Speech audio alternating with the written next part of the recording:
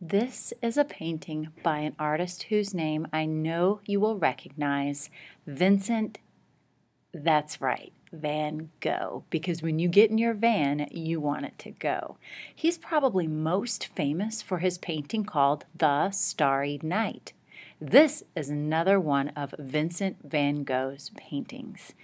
Look at all of the beautiful detail in this painting and check out the way Vincent van Gogh used each and every one of the elements of art. Let's see if we can find them. There's a line. Look at the lines of all of those branches. There's shape.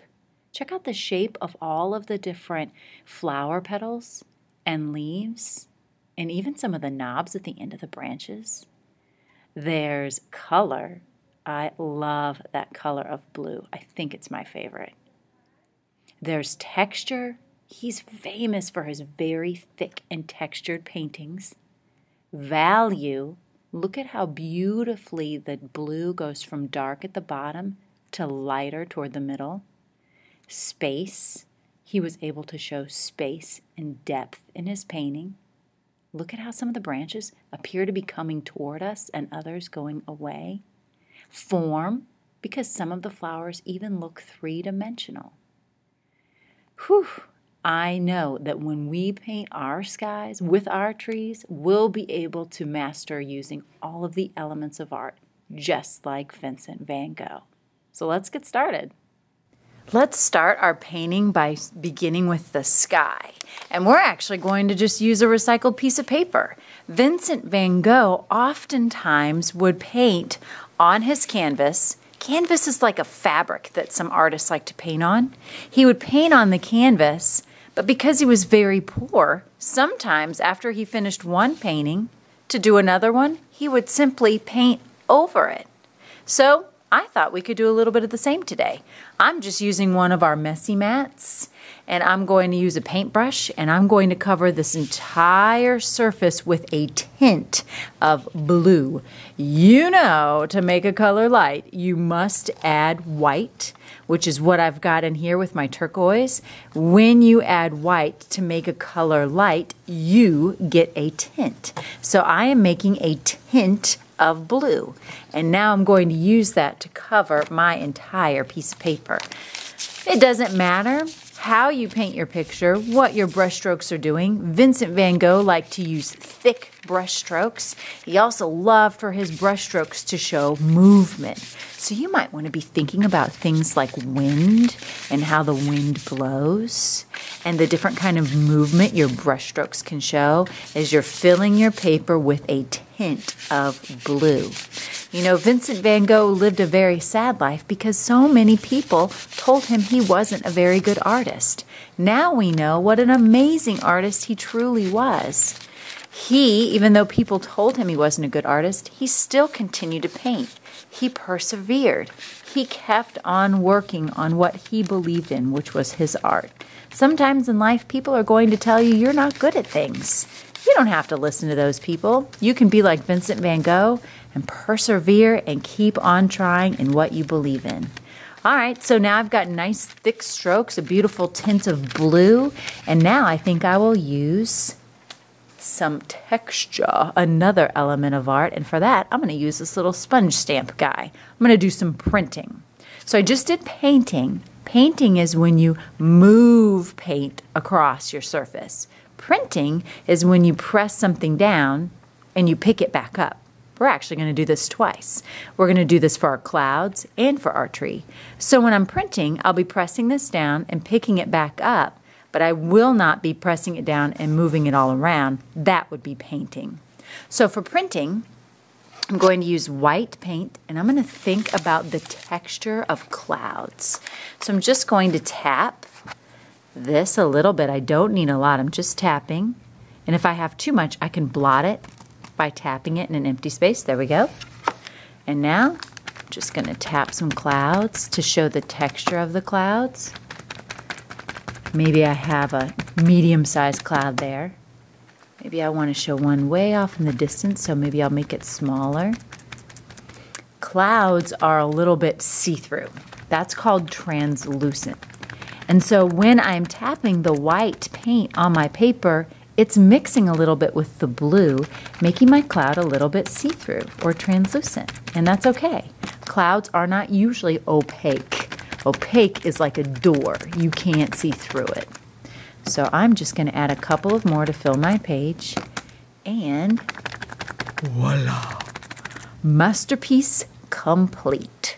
Now, I think I'll let it dry by putting it on the drying rack, and I can start thinking about how I want to print my tree. So when I do the printing for my tree, I'm going to use a little piece of cardboard. And when I use my cardboard, I'm going to use the side that has a little bit of a texture inside. I see a wavy line here. I don't see anything here but a straight line. So that tells me that that side is not the correct side for printing. This side is. And when I print my tree, I'm going to use brown paint. So all I'm going to do, just like with the sponge, is just tap. I'm not scooping it. This is not a nacho chip, and that's not my salsa. I'm just tapping it.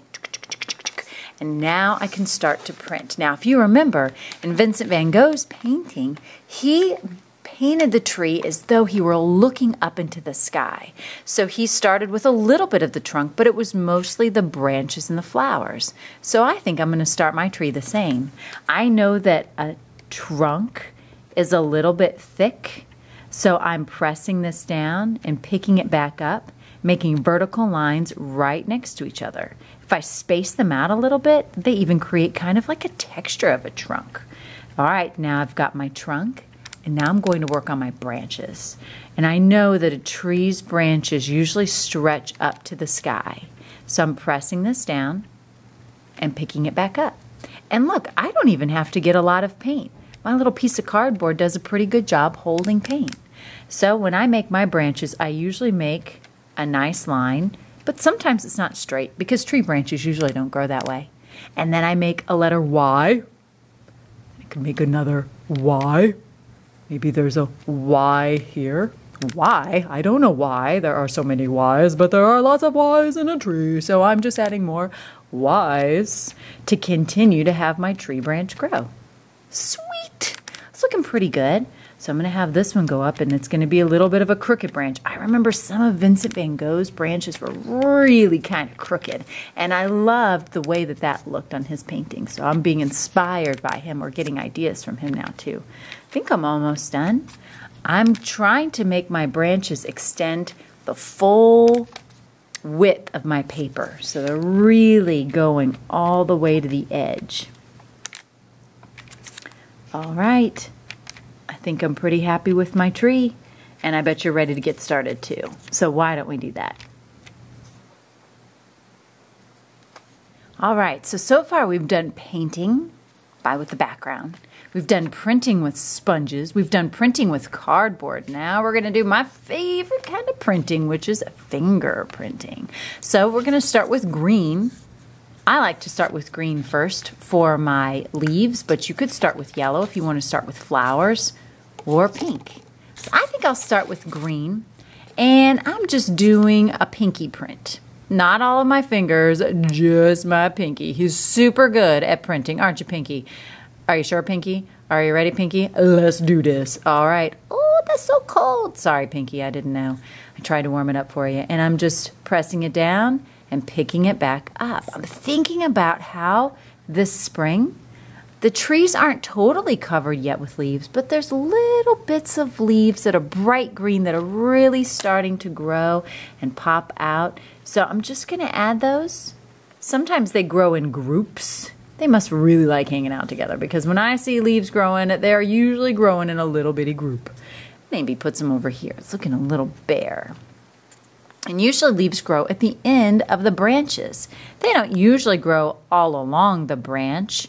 They're usually at the ends of a branch. And notice that I'm pressing and picking my finger back up because I am printing. If I were pressing my finger down and moving it all around, well, that would be painting. And I'm not finger painting, I'm finger printing. Also, what I love about this is that when I lift my finger up, there's a little texture. look at that. I know Vincent van Gogh would be proud of that. All right, let's talk about how to do the flowers. I like to use pink, and I just wiped my finger on the paper on the table. All right, so I think I'll do 1, 2, 3. Sweet. 1, 2, 3. 1, 2, 3. Ichi, ni, san. 1, 2, 3. Ooh, pretty. All right, so I think I'll stop there to show you the very last step with the back of a paintbrush. I'm going to add the middle of the flowers. Boop. Boop. That'll give the bees something to do. They can get that pollen. Same with the birds. They'll love that. Boop.